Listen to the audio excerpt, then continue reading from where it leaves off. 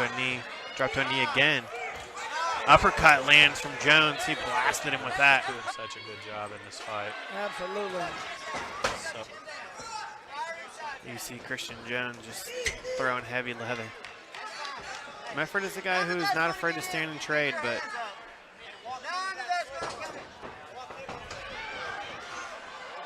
And we got it to the ground. a good level change there from Nice takedown. But at the same time, you talked about that's he's straight training right Muay Thai. hand, but Jones elevates.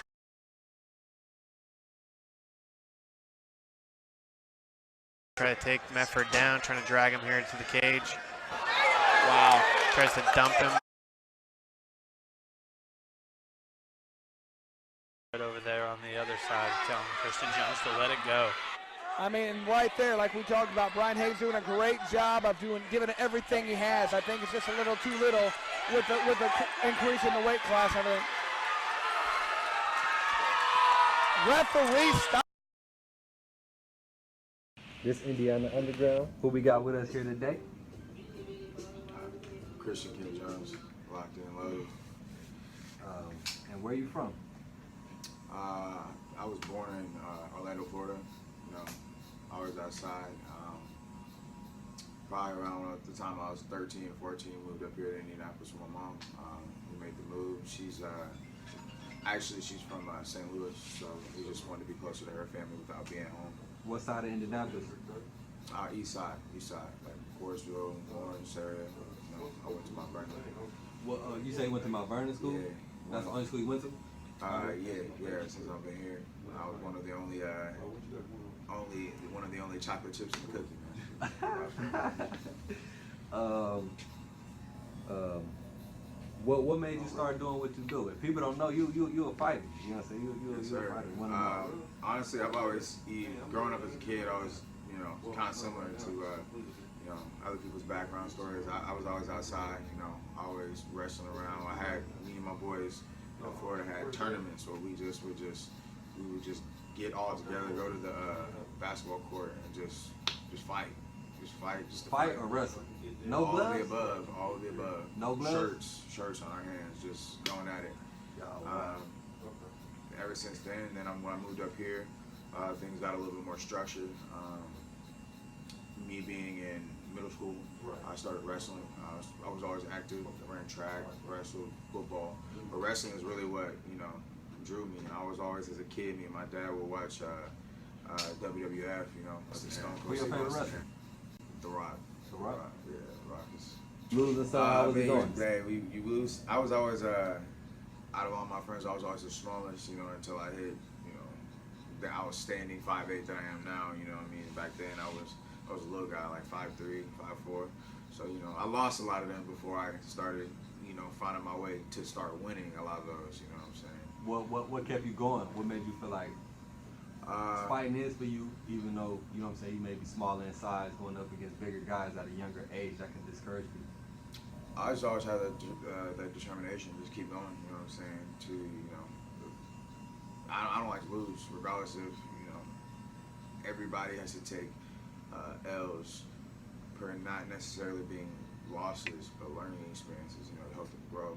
But I just always had the determination and a little bit of, I would say, little man syndrome as well. True. Who was your biggest supporter? Like, did your parents know that you was doing the backyard fighting stuff? No. If my mom would have known, she probably killed me. Killed me right after getting killed out in the streets, you know what I mean? But I was mainly, the only people that really knew about the rougher outside stories. My sister, you know what I'm saying? She's like my best friend. Me and her 11 years apart. I tell her everything, as to... She older or younger? She's older. Yeah, she's 11 years older than me. So is that the person you went to? Like, I think I want to, start fighting, or I be fighting in the... Absolutely. Absolutely. And then was she was supportive of you? Like, she always just told me to be careful, you know what I'm saying? Anytime I went with a scrape, bruise, black eye, something, she just, did you win? Like, oh, okay, well, what you gonna do different next time? You know what I mean? Who would you say is your... When I look in the mirror, the only person I'm competing against is myself. I'm my biggest enemy, and honestly my biggest supporter. It started through wrestling, and then eventually trickled down to one of my first friends that I made when I moved here. His dad is my head coach, owns the gym that I actually train at to this day. So I just felt like everything kind of just started falling in place for me. I mean, once the structure hit, boom, then I had a place to really express myself. You know what I'm saying? As far as And gloves. Yeah. I would in season I would be doing wrestling, but outside of that, I was training 4 or 5 times a week. You know what I'm saying? Trying to get the basics down, get the fundamentals solid. How old were you when you had your first match? When I had my first fight, I would say I was 21. Okay. How did that go? Debut? I got a first round finish. First round finish. Now with UFC, using hands and feet, there's a lot of ways that you can approach your opponent. And in boxing, it's kind of like you're gonna jab. You're gonna kind of jab to feel somebody out. Mm-hmm. What do you do to fill out your opponent? 9 times out of 10, like I said, I walk around at 5'8". I have the wingspan of a middleweight. I have a 74-inch reach. So I throw a lot of jabs out there, you know what I'm saying? A lot of level changes is how I usually set up my striking and my takedowns. I haven't fought anyone yet that has even had close to the same reach that I've had. So like, I've usually got the upper hand there. So, I keep that jab out there, just keep something in their face, set them up, level changes, get them reacting off of the level changes with the jabs, and then go to work. What weight class do you actually fight at? Because you look bigger than you actually are. You fight I fight at featherweight, which is in the UFC or MMA, it'd be 145. I typically walk around anywhere from 168 to 180, and it just depends on what's going on, after off season.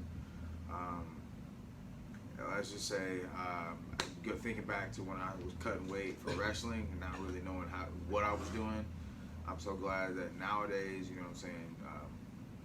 luckily I've come across, different sponsors, and a nutritional coach is one of my current sponsors. So it takes me about 8 weeks to cut that weight. You know what I'm saying? A solid 8 weeks to do it the right way, nutrition. I've always just, for some reason, to the outside viewer, being in the cage is chaos. To me, it's tranquility. When I'm in there, I'm not all tensed up. I'm calm, I'm smooth, I'm collected. You know what I'm saying? And I also, to today, thankfully, I go by that fly like a butterfly, sting like a bee. Have you ever been knocked out? In the ring, no. No. But you've been knocked out in the backyard? Yeah. Oh yeah. As a kid, yeah, for sure. Definitely. I saw, one of the first times I tasted defeat. You know what I'm saying? Woke up, had to gather myself. Everybody's like, "Dude, you all right?" I'm like, "Yeah, I'm good. You still trying to keep going? Let's get it." You know what I mean? Fighting is just the platform that I'm getting to express myself for the world to see me. I have plenty of other goals. You know what I'm saying? After I'm done fighting, we'll see where it goes. So what's some plans for when you are done fighting? Definitely, that's something that I definitely look into. As long as, it might sound cliche, but shoot, I want to be, I vision my success kind of like a Dwayne Johnson, you know what I'm saying? He did his thing in wrestling, and look at him now, you know what I'm saying? He's a movie star, multi-millionaire, you know what I mean? I plan to, follow similar steps or similar roads to success. Traditionally, I like to stand and bang, that's just what the people pay to see, that's what they want to see. But, every fight is different. You got to approach every fight as, as a completely different opponent, Some guys, you might be able to just stand and bang, I might have the upper hand. But some guys, I'm going to have to mix it up, take them down, beat them up, let them up, break their mind mentally in the fight. Somebody gather themselves. I feel like a lot more people would sustain a lot more long-term damage if we had a 10 count in the UFC. Because like you can get, you know, there's different fighters with different power levels, but at the end of the day, a shin across your nose, bridge of your nose, versus just a regular punch, it's two different power levels. You know what I'm saying? Your legs generate more power. You know what I mean? But with a 10 count, yeah, there'd be some people sustaining some serious, what do they call it? CTE? Not yet in the cage. In practice, you know, I have a wide variety of guys with different styles that I train with. So, you know, I've caught a couple, you know, head kicks in sparring for sure. In high school, you wrestled in high school. How far did you go? Yeah, I went to state. I didn't place, but I honestly started wrestling my freshman year of high school. So for me to have gone that far just off wrestling 4 years, when there's kids that are homegrown, brought up, you know what I'm saying, to be wrestling prodigies, you know, it just makes me wonder what I could have really done in wrestling given the time. You know, I really more or less played football to, you know, stay in shape. I was corner, you know, running back. It's pretty good, you know what I'm saying? About some fights you may have had outside the ring. Man, honestly, the craziest fight, street fight story that I can think of today. I attended Ball State. At one point, you know, we was hustling, so we were throwing parties, you know what I'm saying, having, you know, $5 buy-ins, whatever, you know, and we were known at the time of the year, like 2015, 2016, whatever, for throwing the fattest parties, you know what I'm saying. Everybody, not just the college students, just the Muncie locals would come, you know what I'm saying. And it was always some tension between the college students and the Muncie locals there, bro. No matter what it was, and I swear to this day. So me and my boys used to run pong on the table. So we went up against these two guys, these local guys, and I don't know if you know what a death cup is, you know what I'm saying? It's when you and your partner hit the same cup at the same time. It's over. It's over, you're off the table. So we hit him. So we hit him with a duck cup. Then they were like, nah, run that back. They threw money on the table. One dude threw out $200-300. Another dude threw out another couple hundred on the table. And we was like, look, man, we was like, if we play you, we gonna beat you. We gonna take your money, and we can't have you. You know what I'm saying? Start stuff at this party. They was like, no, run it back. So then, you know, we ran it back on them. We might have missed the entire time, maybe twice. You know what I'm saying? Just like boom, boom, bring it back. Boom, boom, bring it back. So they started to get rowdy. So we had a security team at the door, kick them out. So long story short is these dudes running them out all the way out the door, running them out to the bouncer of the party, and dude went outside by himself and just went out into the street and just started fighting them. You know what I'm saying? At first, when we kicked them out, it was just two of them. You know what I'm saying? But by the time someone had got my attention, because, you know, the party's so fat, it was one of those parties where, like, you had to, like, you know what I'm saying, like, excuse me, you know, angle through the party. So by the time I got out there, the bouncers out there fighting like 5 or 6 people.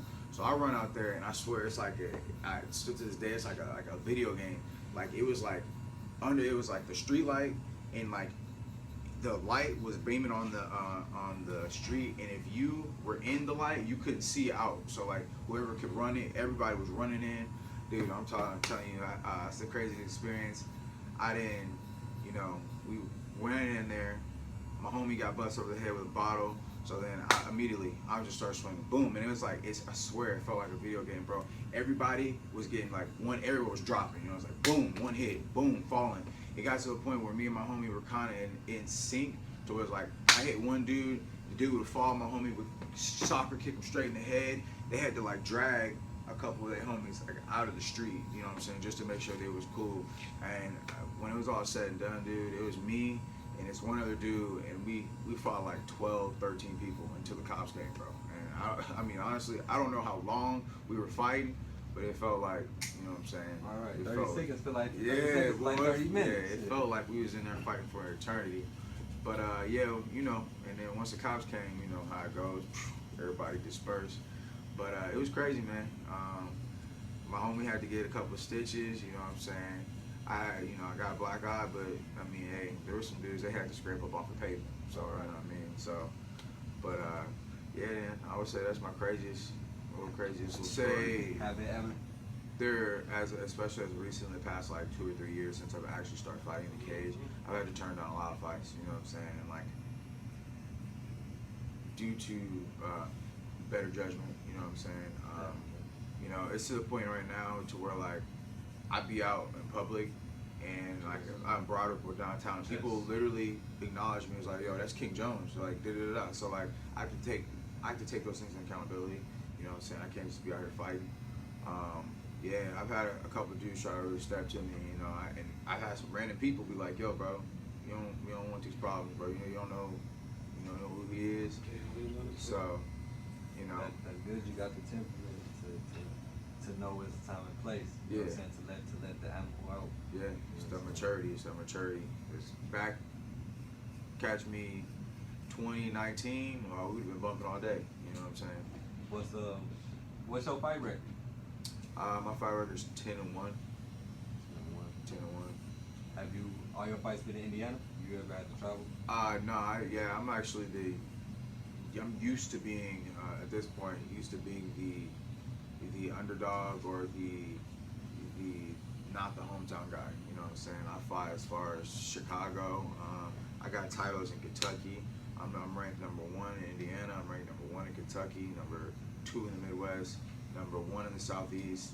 I mean, I've had fights as far as driving 8 hours to Iowa. You know what I'm saying? Like stuff like that. You know what I mean? How do your routine change after you may have taken a loss or whatever? Because I know some fighters. Well, you know, it's kind of like I said earlier. You know, a loss for me, it doesn't mean losing. It just means learning. You know what I'm saying? Like even in the ring, especially. Yeah. You know, even in the ring, especially. You know, that's when I press it. I press that harder. You know what I'm saying? And a couple of things, you know, that I say to myself every day. Just especially after a loss, is skills pay the bills. You know what I'm saying? No matter what you do, and just be like these skills in cutting hair. You know what I'm saying? Your skills and what you do, you know, it pays your bills. And then the 5 P's of preparation. Proper preparation. Yeah. I wake up to it every day. You know what I'm saying? So you know, I keep those 2 things in mind when it's just back to the drawing board. You know what I'm saying? You go chart it back up. Say, okay, this is what I did right. This is what I could work on. This is what I did wrong. You know what I'm saying? And just minor corrections. You got a ritual that you do, like the day of the fight? Is it like a meal you like to eat? Yeah, I definitely have the same. I don't know. I'm really big on oatmeal, bro. So like, if I don't have the morning of my fight, if I don't have that oatmeal in me, everything's just off, bro. Like I'll get like eggs. Oatmeal is essential. You know, oatmeal is really what gets me a long way. Leaving everything in the octagon to me genuinely means like I knew that I did everything within my power to the best of my ability to set myself up to persevere for the victory. Strategically, right? Yes. Yeah, there's always been moments in each one of my fights where I felt like, yeah, I should have pushed on the gas a little bit more, or I was like, man, I pushed too much. I had too much output in that round. Let me go make a mid-fight adjustment to get back right. So yeah. When you get late in the round, you get tired. Can you still hear your coaches? Absolutely. That's when it's like, it's crazy because like I hear other people. I don't even really hear everybody like chanting. Like I'm in sync with my coaches to where like I have my boxing and my Muay Thai coach, my stand-up coach, and then all I hear when I'm striking is him. But as soon as it goes to the ground, I hear my grappling and jiu-jitsu coach. You know what I'm saying? It's crazy. It's like clockwork. What I'm working on outside of the ring is I'm gearing up to, because like I said, I went to Boston State. My degree is exercise science, so I'm getting ready to start, putting together my own personal training setup. It's still in the planning phase, but I'm getting ready to launch that off the ground. So, what oatmeal do for you? Dude, it honestly takes me from 50% to 100%, man. It's like that energy, output of my body burning the oats, dude, I feel it immediately. You know what I'm saying? Like, it's crazy.